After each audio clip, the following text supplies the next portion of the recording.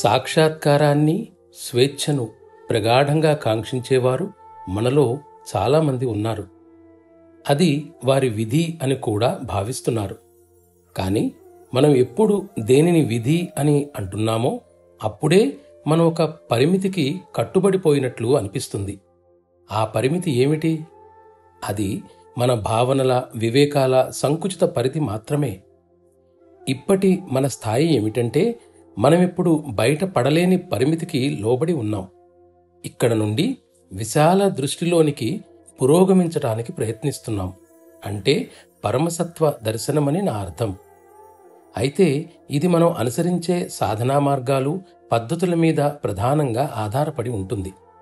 దురదృష్టవశాత్తు మనం ఆ పరిమితులను, బంధనాలను మరింత పెంచే మార్గంలో పడినట్లయితే ఆ పరమసత్తత్వ దర్శనానికి చాలా దూరంలోనే ఉండిపోతాం. కొందరు ప్రత్యేక వ్యక్తుల మనస్తత్వానికి తగినట్లుగా కొన్ని విధానాలు ఉండవచ్చు. కానీ అవి మౌలికంగానే తప్పుడు విధానాలు కావచ్చు, లేదా మరో విధంగా అసమర్థమైనవి కావచ్చు, లేదా తాత్కాలికంగా ఉపశమనం ఇచ్చేవి, మరింతగా సుఖ సంతోషాలను అనుభవింపజేసేవి, మరిన్ని ఆకర్షణలతో పిల్లలకు ఆనందాన్నిచ్చే ఆటబొమ్మల వంటివి కావచ్చు.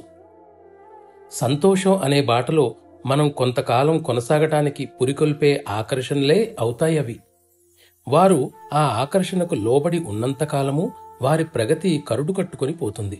కాని వారి స్థితిని ఆ ఇరుకైన రంగాన్ని పూర్తిగా ప్రపంచమని భ్రమించబడే బావిలోని కప్పతో పోల్చవచ్చు.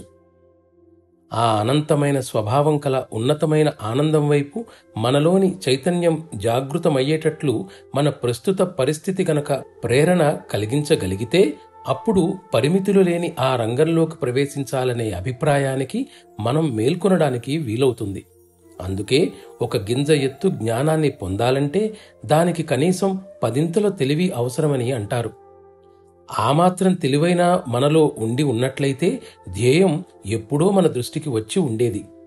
అది మనం మరింతగా సత్తత్వపు క్షేత్రంలోకి చొచ్చుకుపోవడానికి మనల్ని ప్రేరేపిస్తుంది. మన పురోగతికి మనకున్న శక్తి సామర్థ్యాలను వినియోగించుకోలేకపోయినప్పుడు కష్టం ఎదురవుతుంది. అటువంటప్పుడు మన మనస్సులో స్వేచ్ఛ అనే భావం అంకురించదు. వాస్తవానికి ఆ స్థితిని మనకు మనమే కల్పించుకోవడం విచారించదగ్గ విషయం.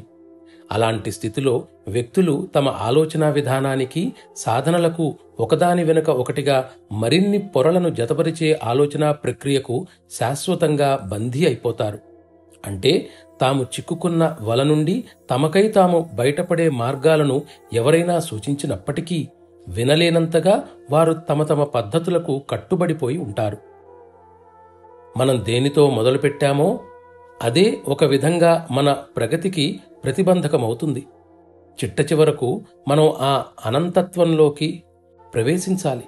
కనుక మానవాత్మ ప్రగతిని సూచించే గుర్తు వాస్తవానికి ఏదీ ఉండకపోవచ్చు. ఏదో ఒక విధంగా మనం మానవుడు చేరగలిగే ఆ అత్యున్నత మజిలీని మన దృష్టిలోనికి తీసుకోగలిగితే అప్పుడు ముందుగా మనం చేపట్టిన ఈ ఆలోచనే మనకు దారి చూపుతుంది. ఆ అనంతతత్వపు నిజతత్వాన్ని మనకు అందివ్వగల గురుదేవులను ఆ పరమాత్మే మన వద్దకు పంపుతాడు. అలా కాకుండా వ్యక్తి వాస్తవమైన సత్యతత్వాన్ని గురించిన భావనను సరిగ్గా గ్రహించకపోతే అతడు తన సాధనకు చేపట్టే మార్గాలు, పద్ధతులు అతని ప్రగతికి అడ్డుపడతాయి. అందువల్ల తప్పనిసరిగా విజయం కలగాలంటే ధ్యేయాన్ని సిద్ధింపచేసుకోవాలనే గాఢమైన అవిశ్రాంత స్థితిని కలిగి ఉండటం ఒక్కటే అవసరం. అది మాత్రమే ఆ గురుదేవుని నీ గుమ్మం వద్దకు తెస్తుంది. సత్తత్వంలోకి కనీసం తొంగి చూడాలనుకునే వారికి నా ఉద్దేశంలో హృదయపు లోతులను స్పృశించగలిగే విధానమే సరైనది. ఈ పని కోసం మామూలుగా ఉపయోగించే బాహ్య పద్ధతులు వాస్తవానికి నిరుపయోగం. అవి లక్ష్యానికి దారితీయవు. దీనికి పనికి వచ్చే సరైన పద్ధతులను కనుగొనాలంటే ఈ సృష్టినంతటికీ ఉనికినిచ్చిన కారణాలను లెక్కలోకి తీసుకోవలసి ఉంటుంది. ఈ పని కోసం ఏదో శక్తి ఖచ్చితంగా పనిచేసింది. అయితే అది ఏది? సృష్టి చేయాలనే భావగర్భితమైన సంకల్పమే అది. దానితో పాటే స్థితి, లయల భావాలు కూడా అక్కడే ఉన్నాయి. ఆ సంకల్పమే మానవునిలో కూడా అంకురించి జీవి అంతర్భాగమైంది.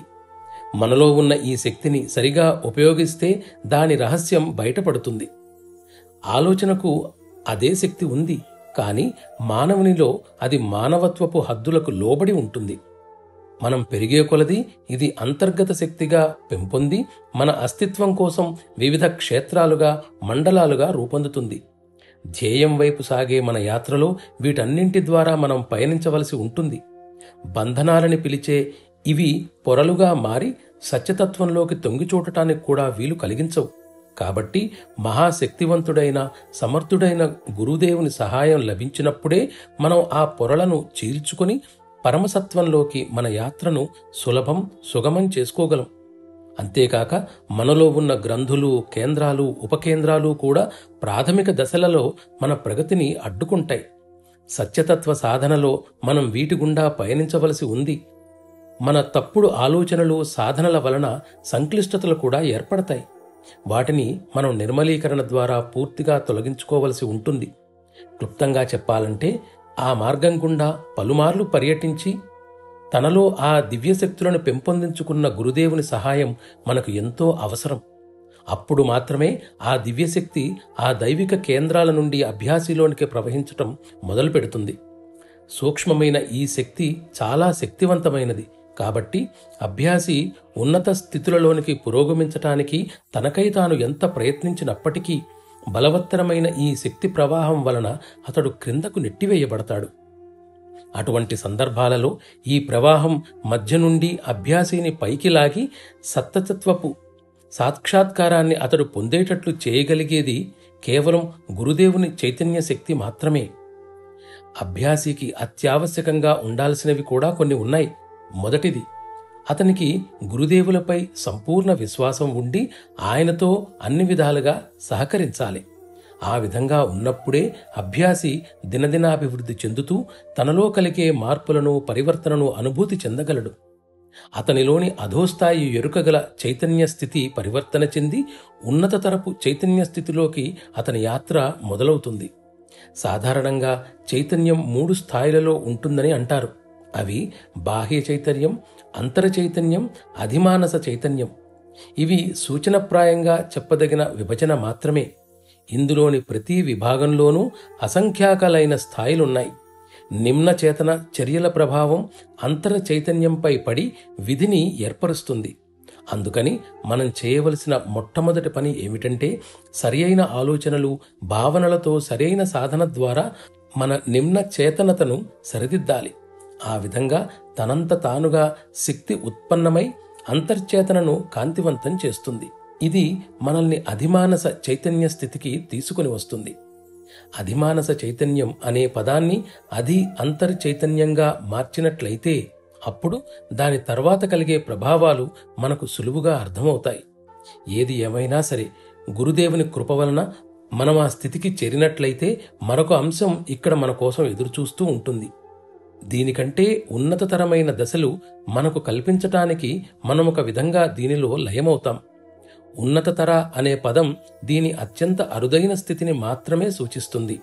ఇదే అర్థం ఈ సందర్భంలో ఉపయోగించిన ఆధ్యాత్మిక రంగాలకు, స్థాయిలకు వర్తిస్తుంది.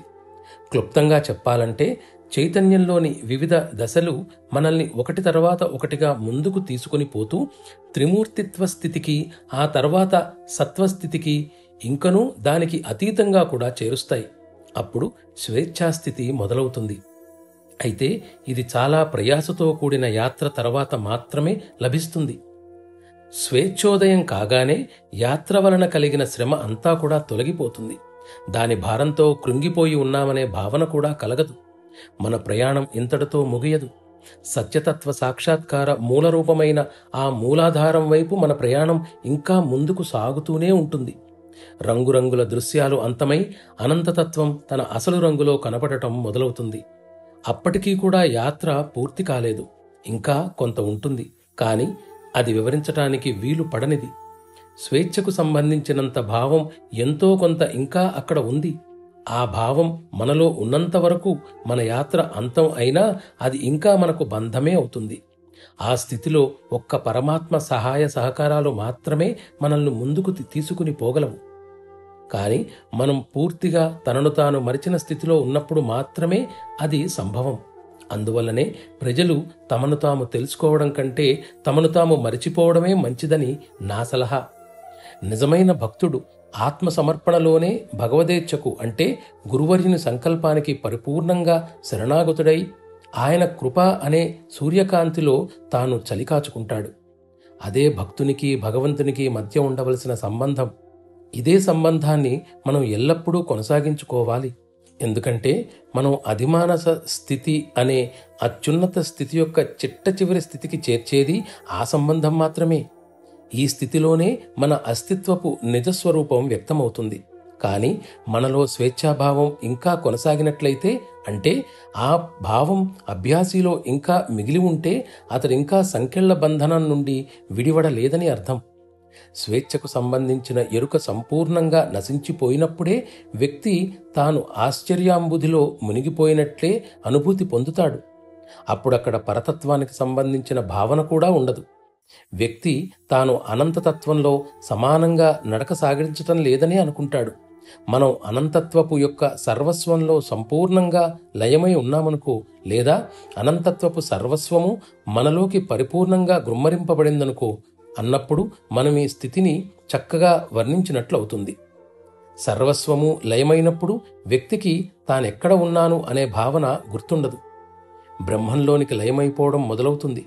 అయినప్పటికీ మానవుడు చేరవలసిన చిట్ట చివరి స్థితి సాధించటానికి మనం ఇంకా ముందుకు పోవలసి ఉంది. అటువంటి అత్యున్నత ఫలితాలను అతి తక్కువ కాలంలోనే మనకు అందించగలిగేది సహజమార్గ సాధన.